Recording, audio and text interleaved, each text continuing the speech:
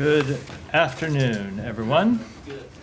I'm going to start with some comments on the assassination attempt against former President Trump this weekend.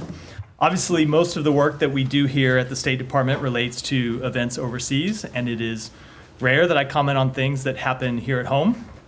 But of course, what happens inside the United States is essential to the work that we do outside our borders.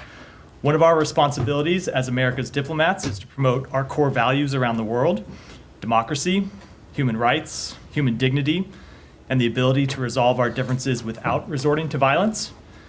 We know today that people around the world, governments around the world, have questions about what happened on Saturday, just as Americans do. And our message to them is simple. As President Biden has made clear, there is no place for violence in our democracy, period. We condemn this attack and all political violence strongly and unequivocally, just as we condemn political violence in any country. And just as we have condemned previous acts of political violence in the United States, whether it be the attack on members of Congress practicing for a baseball game, the brutal assault on Paul Pelosi, or of course, the horrific events of January 6, 2021. One of the things that Secretary Blinken has often spoken to is the effect of dehumanization and the cost to society when people lose sight of the core humanity they share with others, even those with whom they strongly disagree.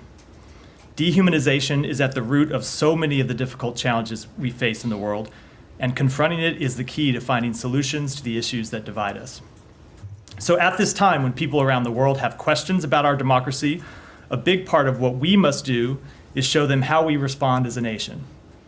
This morning, Secretary Blinken convened the senior leadership team here at the department to remind them that one of America's great strengths throughout our history has been our ability to reclaim our humanity, our fundamental decency after acts of tremendous violence and inhumanity. And he asked them to deliver that message around the world, to remind our allies and partners that America has faced trying times before, but that we have emerged from them stronger because of our core values that we share as a nation: a commitment to democracy, a respect for the rule of law, and a common aspiration not to let the things that divide us overwhelm those that bind us together. With that, take your questions. So on that, has there been like an ALDAC or something that's gone out to all embassies, or was this just something that he said in the senior staff meeting? There's not been an ALDAC that's gone out. We are going to have guidance that goes out to the field to talk about the events that will be consistent with what you've heard the president say, that we condemn violence, and we'll make that clear to people around the world who have questions. But today he was talking to senior leadership of the department and asking them to deliver that message to their teams. Are you aware of any countries who have specifically asked U.S. diplomats abroad or here?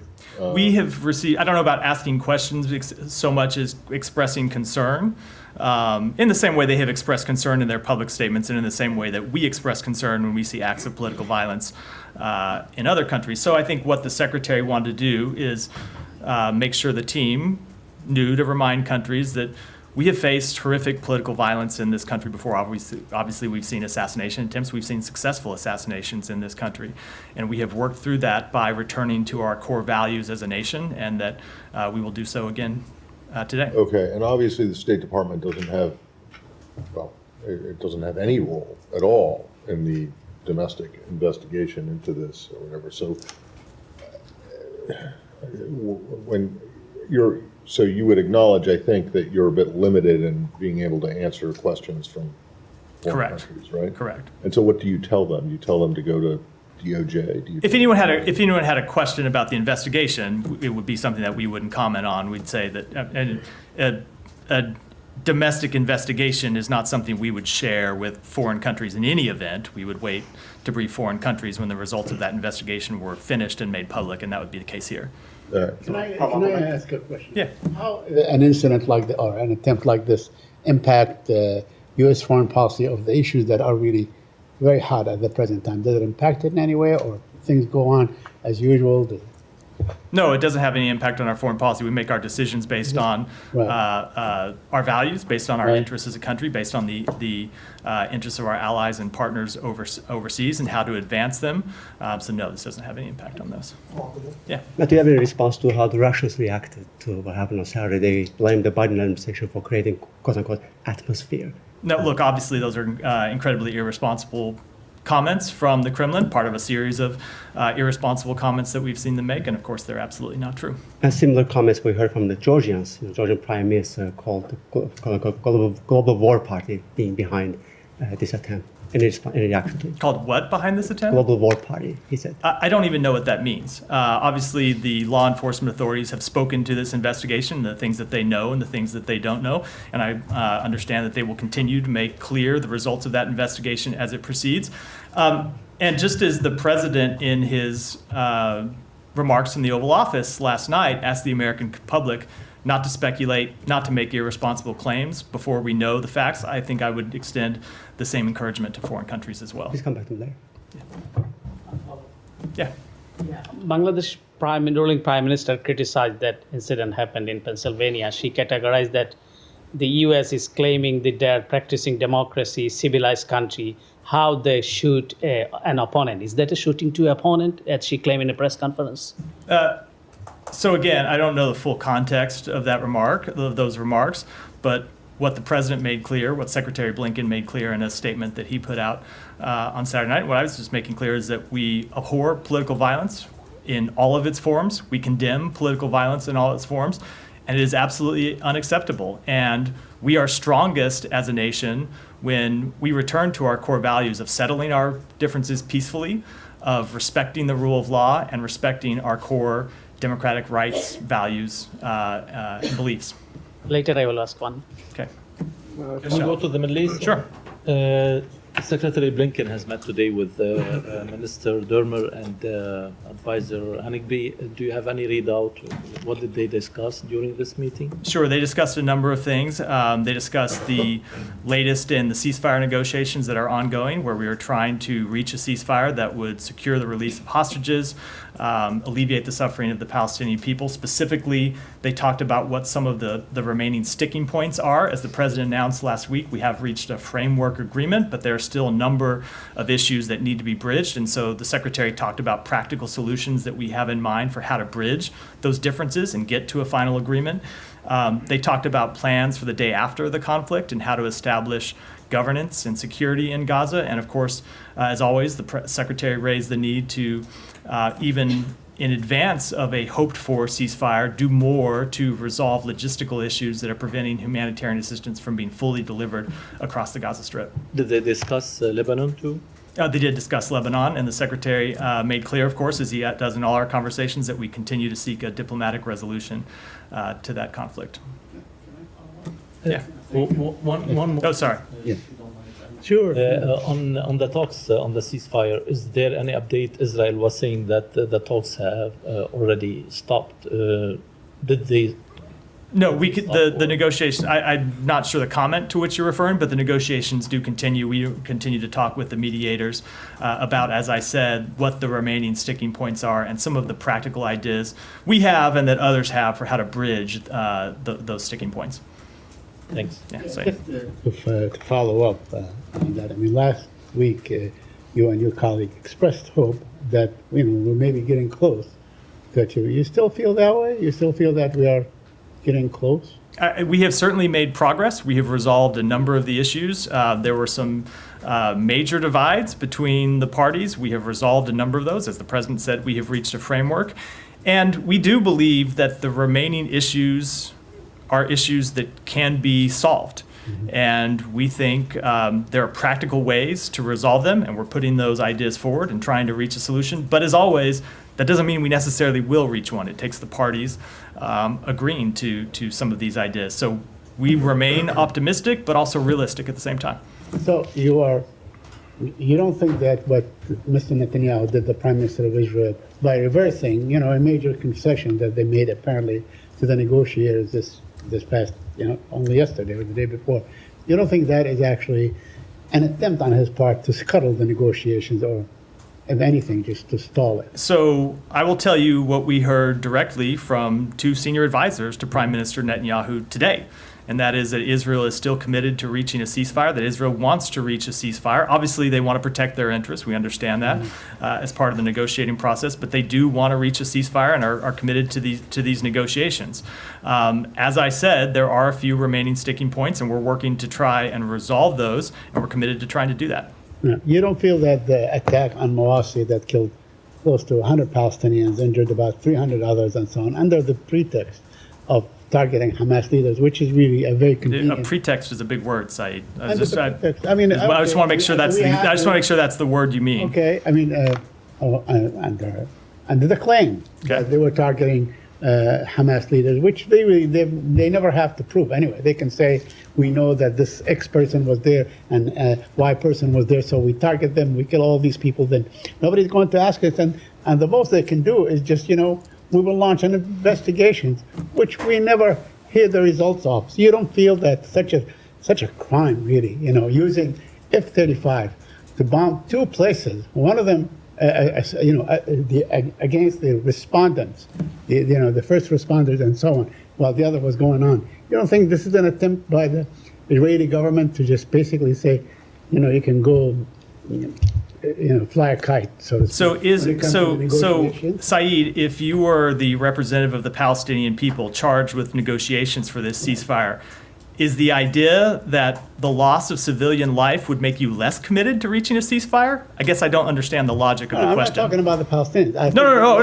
I'm just saying that if the idea is somehow that this strike and the loss of civilian life would somehow jeopardize negotiations for a ceasefire because the other side wouldn't want to reach a ceasefire, I don't think I understand the claim. No, I think what we have seen in statements and indeed in the negotiations that Hamas is really, at least it appears to be committed to the negotiations and so on. But what we have seen is a pattern by the Israeli government that every time we get close to the results, we get something like this, we get a bombardment that, in the hope that it will scuttle, and leave it, to keep the onus on Hamas, so to speak. So we're not concerned about the Palestinians are committed to this ceasefire, but are you certain that Israel is committed to the points that were, stated by the president on May 31? They are committed to the proposal that they put forward, that the president publicly described on May 31st. They have said that publicly. They have affirmed that to us privately. And they have committed to trying to work to reach a ceasefire and bridge the remaining differences. And that work is ongoing. It was ongoing here inside our building today. If I might follow up on that.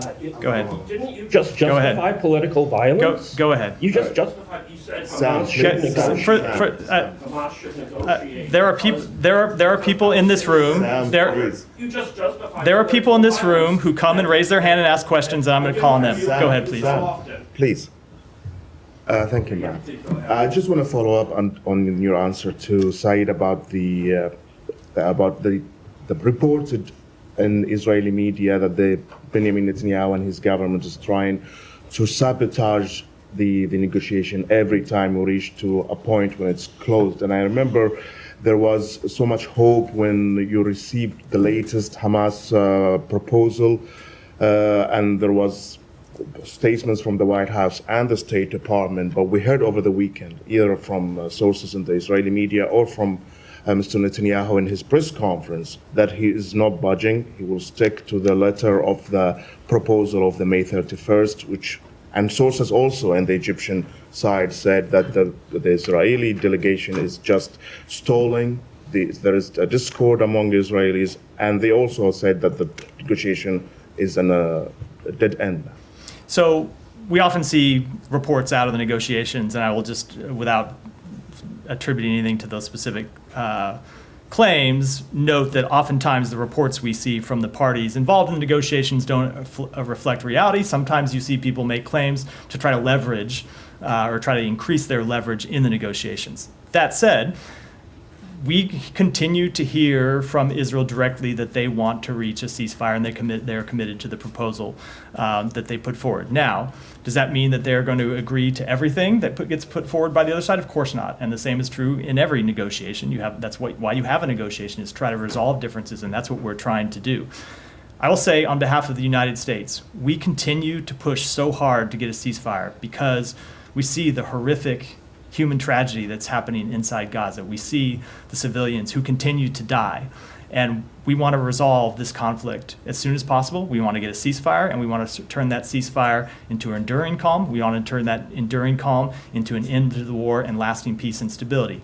So it's a long way of saying there are differences we have to bridge over the coming days and weeks, and hopefully we can do it as soon as possible to get to a ceasefire, and we're committed to doing that as a first step in trying to resolve this conflict once and for all. Mr. Netanyahu, in his press conference, also put 5 red lines. He stated them. One of them is what been understood to be that Israel has to stay in the Philadelphia corridor. Is that something within the May 31st? So, as I have said on previous negotiations, I don't want to negotiate this in public. I will just say, with all of the issues that remain, we believe that there are ways to bridge the divides between the two sides. That pertains to all of the remaining issues. I'm not going to get into how we would do that or what they might be, but that's what we're committed to trying to do. Thank you. Janie. Thank you, Matt. Excuse me, 2 questions. At the U.S. and ROK summit last week, a joint statement was issued regarding nuclear deterrence and approval of nuclear operational guidelines between U.S. and South Korea.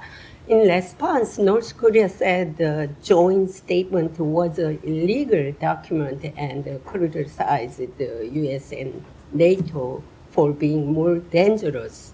How will you react to this? Of course, that is not accurate. NATO remains a defensive alliance.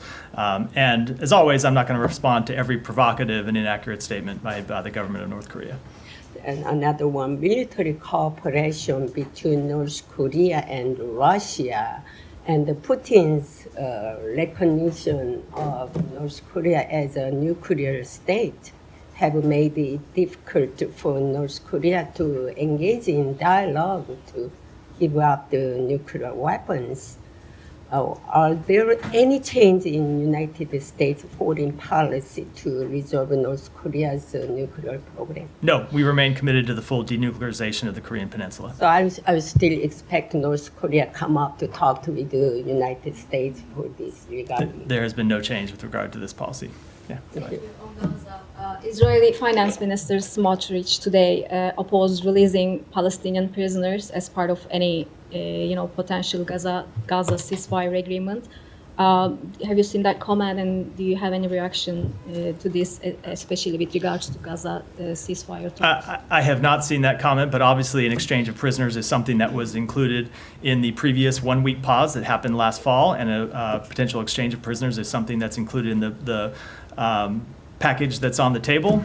We often see comments by various ministers in the Israeli government that don't reflect the actual position of the Israeli government, but I will let the Israeli government speak to that in more detail. Okay, take one more, please. Yeah. Do you have any comment on the Israeli attack on a UN school in Nusayrat refugee camp in Gaza over the weekend? UNRWA also said its headquarters in Gaza has been completely destroyed in an attack. What is your reaction, and do you think Israel is targeting UNRWA sites intentionally? So one of the things the secretary did when he met with Ron Dermer and the National Security Advisor Hanegbi earlier today was to express our serious concern about the recent civilian casualties in Gaza. As I've noted before, we have seen civilian casualties come down from the high points of the conflict and even from where they were, say, 6 weeks, 2 months ago, but they still remain unacceptably high. We continue to see far too many civilians killed in this conflict. We want to see civilian casualties completely ended. It's why we are pushing so hard to a ceasefire, but even in advance of a hopeful ceasefire, we want to see Israel do more to reduce civilian casualties. Now, with respect to that strike, Israel has claimed that they were targeting militants who were inside that site. They do have the right to target militants. Does that justify attacking on civilians? No, that's what I'm just saying. We do, but no, of course it does not justify any attacks on civilians. We don't want to see any attacks on civilians. We don't want to see any civilian deaths. So, as always, this is the difficult thing in this conflict when you see militants who continue to hide in schools, in mosques, in hospitals, in other facilities. It makes the challenge that Israel faces incredibly difficult, but no, we don't want to. There's nothing that justifies attacks on civilians. No, Sam, go ahead. And did Hanegbi and Dermer give the secretary any update as to if the strike actually killed a top Hamas commander? They do not have certainty yet. They don't. Do you expect that they will eventually have certainty on this one, or is this one where I can't say expect. I think they certainly hope to have certainty, and we would hope that they have certainty, but they don't. They don't yet. Okay, and can I just pivot to one thing still on Israel? But my CNN international colleagues reported over the weekend that commanders of the Israeli military battalion, the Israeli Netza Yehuda, have been promoted to IDF positions and are running operations in Gaza now.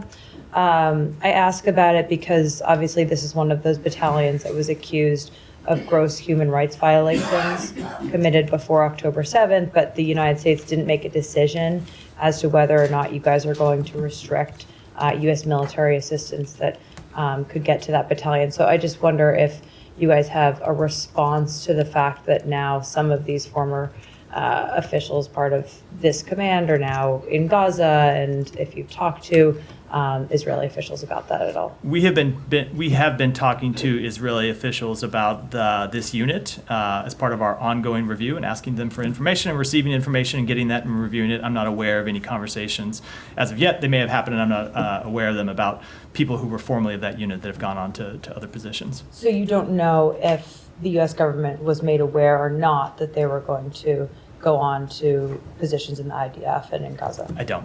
Okay, and I mean, like timeline here, I mean, this, you guys made this determination more than almost 3 months ago now. The secretary said that you guys were engaging to identify an effective remediation path for this unit.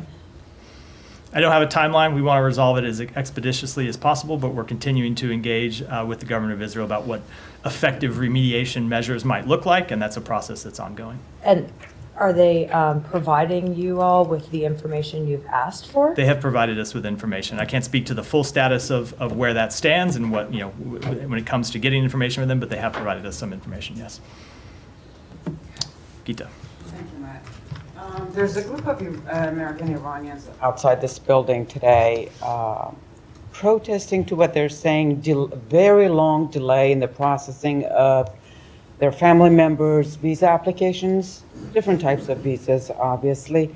And they're saying that they're hearing of others who have put in applications much later than them, and those people are processed and they've received their visas, however, not these people. Is priority being given to any certain group of visa applicants? So I can't speak to those questions with any specificity. As you know, visa records are confidential under under U.S. law. But I can say that we review and act on all visa applications as quickly as we can, but it's important that we are thorough in that review. Visa applicants have to undergo a thorough security screening. That's part of the process, as well as other measures. And so that's the process we have to go through. I know it's sometimes frustrating for people. Oftentimes we can't explain the delays that there are in acting on any one applicant's status or their application, but it's something that we try to do as quickly as we can, but not at the expense of sacrificing thoroughness. You did say you cannot explain, and that's one of their major grievances. Well, at least tell us, what's going on, so we either know it's one way or another, yes or no, or if they need to do something. I certainly understand the difficult situation that people are in when they have applications that are pending and they want to either, of course, first priority is to see them approved, and absent being approved, they just want an answer. All I can say from here is that we do act as quickly as possible, but sometimes it's a difficult process. There is security screening that we have to go through and other steps, and so we take those measures as quickly as we can, but our first priority is to make sure that we're thorough. Yeah, Michelle. To the region, did the secretary discuss with the Israeli officials the delivery of arms to Israel, and is there any update regarding the 2,000-pound bombs? I don't have any readout with respect to that potential discussion about that. It is something that often comes up in those meetings, but no, there is no update with the delivery of the 2,000-pound bombs. That shipment remains paused and under review. Thank you. Yeah, go ahead. Thank you very much, Matt. A couple of questions. It's very nice to hear State Department talk about the political violence. Last week in Pakistan, similar comment you had made was taken out of perspective a little bit because President Trump has been shot as well and Imran Khan was shot as well. But over there, the reaction was not the way it is in the U.S. So my first question is that Supreme Court of Pakistan, most of the judges favored Imran Khan. The guy was shot. Political violence in the U.S., all 1,000 people, 600 pleaded guilty, 400 were charged, punishment was given. Foreign minister is charged today in the similar violence that happened in Pakistan a year or 2 years, more than a year after the political violence happened over there, and he's charged today. The political party is being banned of Imran Khan. Today, the government has decided that. Your entire Congress has decided to rule in that favor. And I have been asking you these things for a year and a half, these same questions. But over there, you are not making the comments that you make here for democracy, political. Why is that? So I guess I'm missing what the actual question was So the question here. is that with an ally like Pakistan, why do you not have the same feelings of either political violence or democracy or the rule of law? So I think you have missed the very many times I have addressed this exact question from this podium where I have said, of course, we abhor political violence in any country, including Pakistan, and have spoke out against it and condemned it. And we support the rule of law in Pakistan and every country in the world. And we want to see respect for democratic principles and people's fundamental human rights and democratic rights upheld. That's true in Pakistan. It's true everywhere in the world. That's been something I've spoken to many times. So I think the premise of the question with respect is wrong. Go ahead. So just one more Come to you next, Ryan. question. Matt, just one more, please. Yeah, go ahead. In Pakistan, there was a funeral procession of an Afghan poet. He was killed in Islamabad. In Pakistan, you know, there's 1 million Afghans. I've always spoken in the favor of Afghans. But last week, what I saw, and there are 50,000 Afghans with the U.S. wants to pull out as well. There was a funeral procession from Islamabad to his native village in Waziristan.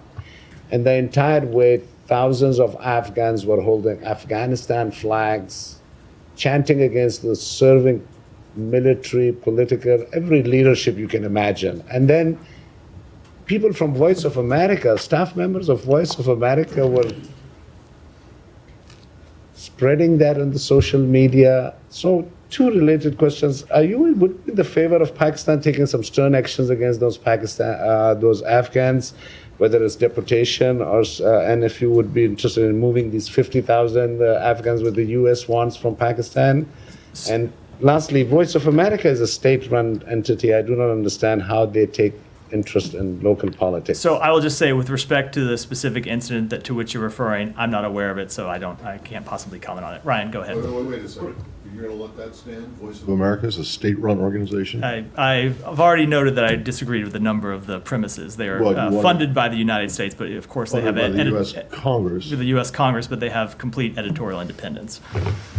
Question on the point that he was making, the Pakistan Supreme Court did recently rule that about 20 seats or so ought to be delivered to PTI. The government then responded by banning Imran Khan's party rather than kind of moving in the direction that the court was acknowledging. So in the past, the State Department has said this is a matter for the Pakistani courts to work out. Is it still a matter for the Pakistani courts? You disagree with the government's intervention there? So I will say that we saw those public statements from the government. Our understanding is this is the beginning of what will be a complex political process, but certainly banning a political concern is something, or a political party is something that would be of great concern to us. Right. Quick follow-up on Cuba. Yeah. We've talked to some Cuban business owners in the wake of the State Department moving them off of the list of people who are not helpful what is it? The list was states that are not helpful in combating terrorism. They were removed from that. The business owners in Cuba are saying that because Cuba is still on the state sponsor of terrorism list, that it's harder for them to do business with European countries, with other Latin American countries, than it was even during the Trump administration. Is the State Department still looking at this before the end of Biden's first term? I just don't have any updates on that process. Sorry. Yeah, Alex, go ahead. Thank you, Matt. Two topics. Ukraine. There are reports that Ukrainian leaders walked away frustrated the summit after the U.S. refused the latest request in terms of launching using American weapons to strike inside Russia. Why would the United States not allow them to hit back inside Russia? They believe that striking those launches would help them save lives in the first place. So first of all, I don't know what reports you're referring to, but I will say that we had incredibly productive discussions with President Zelensky and with other members of the Ukrainian government when they were here last week for the Washington summit. And as part of those discussions, we talked about NATO's irreversible path to NATO, and Ukraine's irreversible path to NATO and the progress that they are making along that path. We talked about the delivery of F-16s to Ukraine, which is underway. We talked about the fact that we are providing them additional air defense systems, something that President Zelensky had specifically asked for, and that we were able to do both from our own stocks and from marshaling the coalition that we have assembled all around the world. With respect to the question, the president actually got this question at his press conference last week and spoke to it quite directly.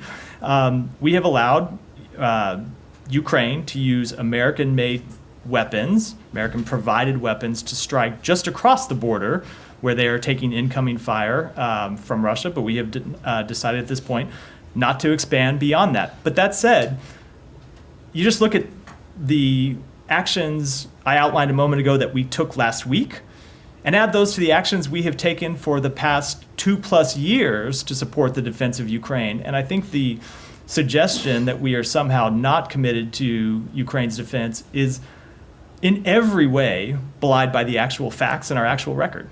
When the president was asked about that, his response was about the capabilities to strike Moscow. That's not what we're talking about. The question is, why not allow them to strike launch sites? We have decided that that is not an appropriate step for the United States to take now at this time. But that doesn't change the fact that we have provided Ukraine with significant capabilities to launch attacks against the Russian troops that are that continue their aggression against Ukraine, that we have provided them with the ability to strike across the border, and of course that we have provided them significant air defenses, which really is what we're talking about here. When you have this question about strikes inside Russia, a lot of it relates to Russia's ability to launch assaults that then, missiles and other weapons, drones and other things that then land inside Ukraine. So we have provided them with air defenses to help repel those attacks, and that's what we'll continue to do. Okay, my second topic on Azerbaijan and Armenia, the Secretary hosted the meeting says, beyond your readout, could you help us understand if there was any progress noted at all? So I don't want to give any more detail beyond the readout, other than to say, and you heard the Secretary say this at the opening of the meeting in his public comments. In fact, I think I saw you standing outside the room before those comments, so I know you were there, is that the two parties have made incredible progress, and they have come a long way. And so what we continue to do is push them. A peace agreement between those two countries would mean so much for those countries, and it would mean so much for the region, for peace, stability, for security in the region. We do think a deal is possible, but it requires both sides to make some difficult choices and tough compromises. And so what we're going to do is continue to push them to resolve those final differences and reach an agreement. Have you succeeded at all in Washington? The Secretary's comments came before. We have made progress. I'm not going to speak to it in detail, but we don't have an agreement yet, and we're not going to rest until we reach one. Thank you. Coming back to Ukraine, the President Zelensky, after returning, has talked about the potential of a second peace summit, and this time Russia would be invited. Is that something that was sort of encouraged by U.S. officials while he was here? He said it just after getting back. It's something that we discussed with them, but as we have said before, any decisions around diplomatic negotiations are decisions that Ukraine has to make, not the United States, not any other country that's not party to this conflict. Ukraine is the victim here. It's Ukraine that has seen their country invaded, has seen their civilians killed, has seen significant parts of their country occupied. And so it's for Ukraine to decide when and how and in what shape to undertake diplomatic negotiations. As their partner, as their backer, we will support them if that's the path that they choose to take. We have always made that clear. And I will note, and this kind of goes to how the Kremlin has responded, at least initially, to those statements from Ukraine.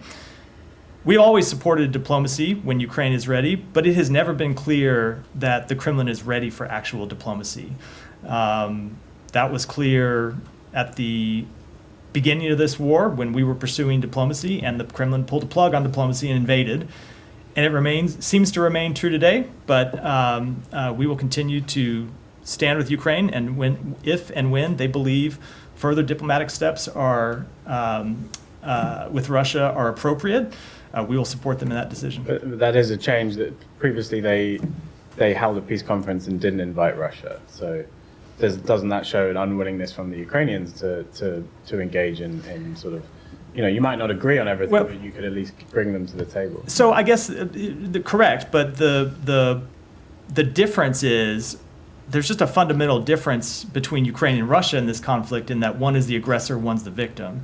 And so we do look at the victim differently than the aggressor, right? It's just a fundamental fact of this conflict, that it was Russia that launched this war, Russia that is occupying Ukraine, Russia that continues to launch assaults, Russia that can end the conflict today by withdrawing back to their borders. And so, of course, we look at them differently because one has the moral high ground and one does not.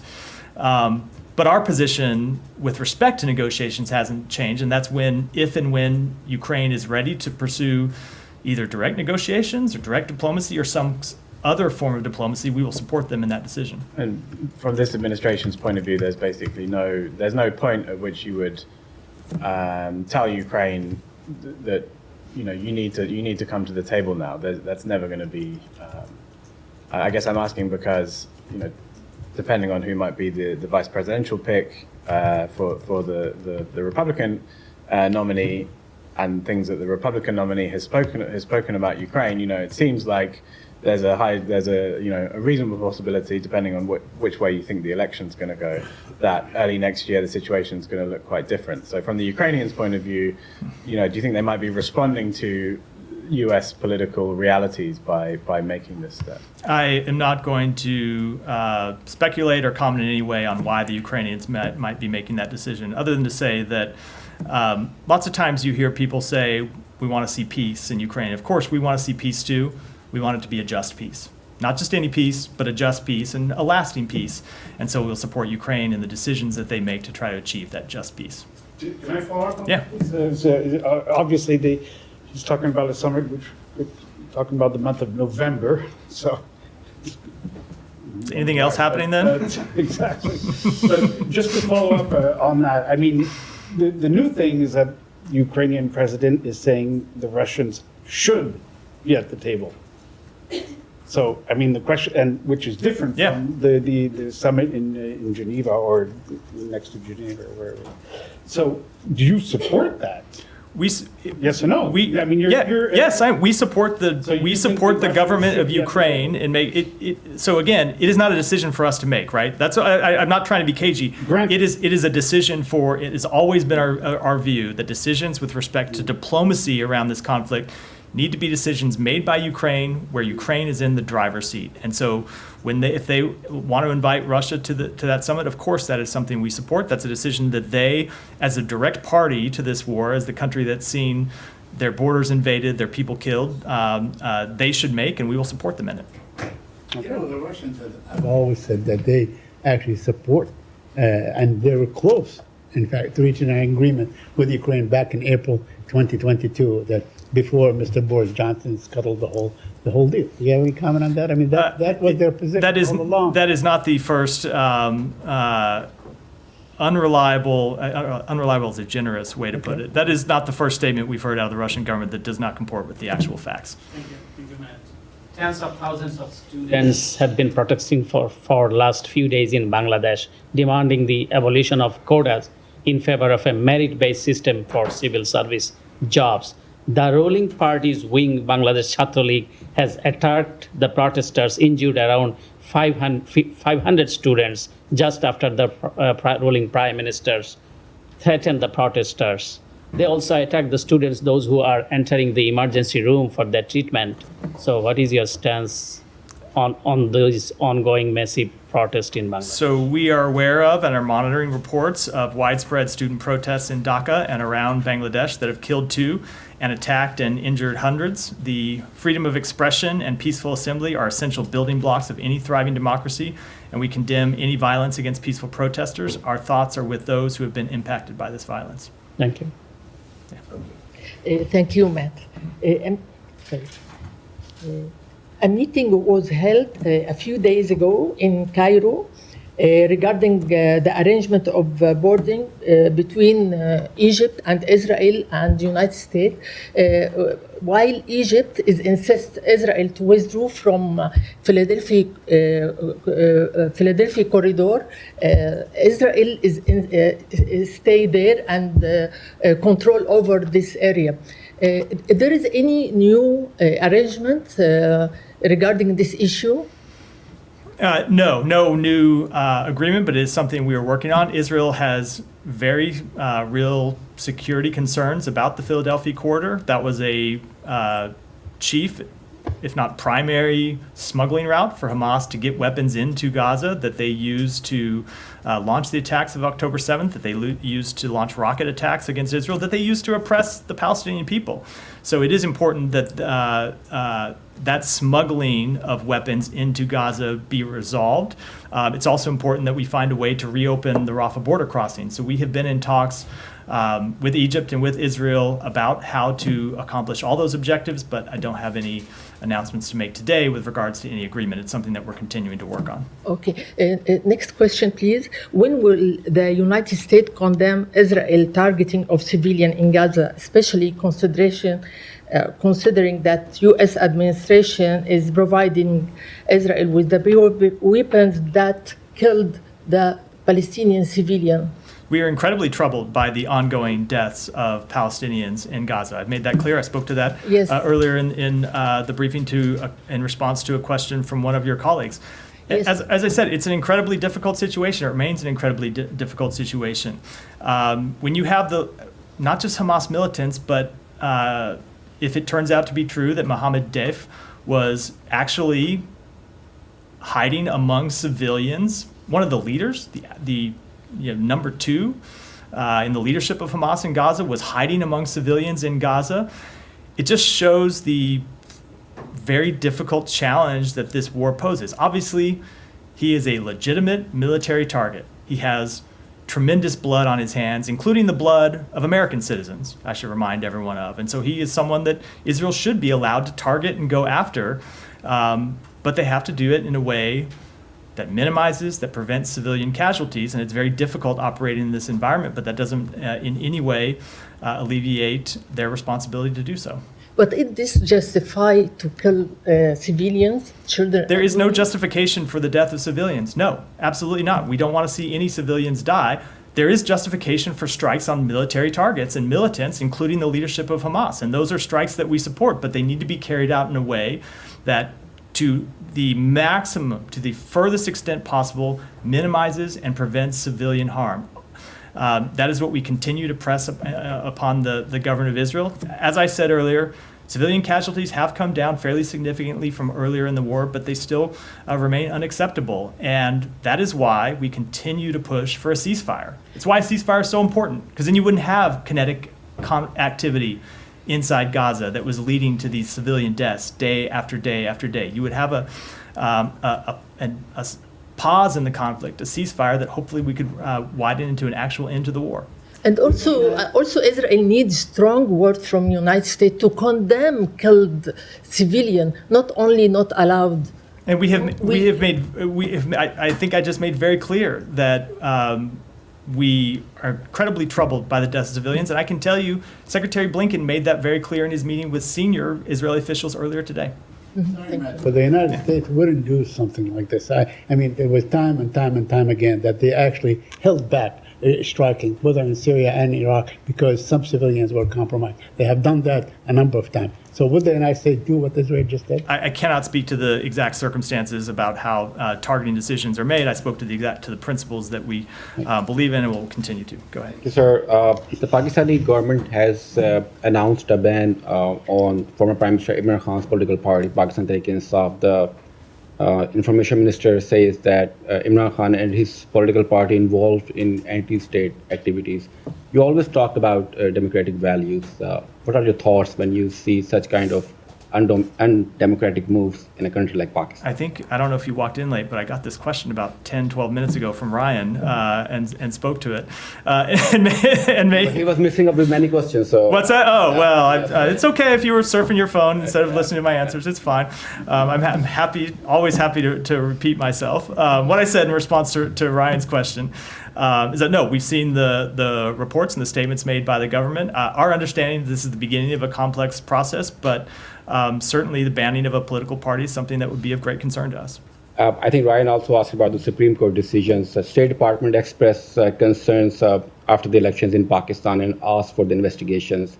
So when Supreme Court now handed over these 20 seats to Pakistan Tehreek-e-Insaf, but this is something State Department was looking, that kind of investigation. So as we've said, we support the peaceful upholding of constitutional and democratic principles, including respect for human rights and freedom of expression. We support democratic processes and broader principles, including the rule of law and equal justice under the law. And as those internal processes continue to play out, we will monitor these decisions and further decisions by the courts. After Indian Prime Minister Modi visit to Moscow, both the countries decided to boost their trade relationships, and stats shows that last year the trade was $65 billion. President Zelensky, in his statement, termed this a devastating blow to the peace efforts. What are your comments on this multi-billion-dollar trade and Zelensky's remarks? So India has a long-standing relationship with Russia. I think that's well known. And we have, speaking for the United States, encouraged India to utilize that relationship with Russia, that long-standing relationship, and the unique position that they have to urge President Putin to end his illegal war and to find a just peace, a lasting peace to this conflict, to tell Vladimir Putin to respect the UN Charter, to respect Ukraine's territorial integrity and sovereignty. And that's what we'll continue to impress upon the government of India, who is an important partner of ours when it comes to their relationship with Russia. Go ahead. Thank you, Matt. Question on normalizing relations between Turkey and Syria. There is a lot of discussion on that issue in the region, and Iraq has took initiatives to set up a meeting between Ankara and Damascus to normalize relations between Turkey and Syria. How do you see that, and will that affect your policy towards Syria, especially to northeast Syria? Let me take that question back. And another question. Yeah. Recently, Iraqi foreign minister, he was in Washington and he talked to the press. He said that there is a lot of engagement and discussion with the U.S. about restrictions on the U.S. Iraqi banks, U.S. restriction on Iraqi banks. And they are requiring and requesting the U.S. to remove these restrictions. Do you see any positive signs from the Iraqi banks that they changed their behavior, their links with the Iraqi militia groups and sending dollars to Iran? I think that's a question I'm going to refer to my colleagues at the Treasury Department. And with that, we'll wrap for today. Thanks, everyone. Thank you.